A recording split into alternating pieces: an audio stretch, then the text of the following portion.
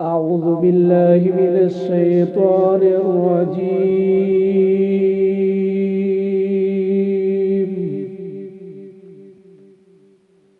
بسم الله الرحمن الرحيم.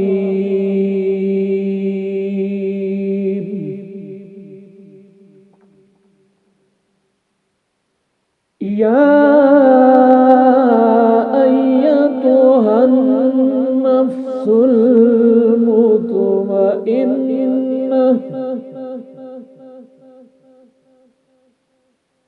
ارجعي إلى ربك راضية مرضية فادخلي في عبادي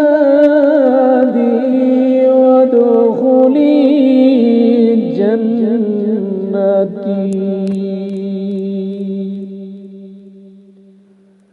صدق الله العظيم.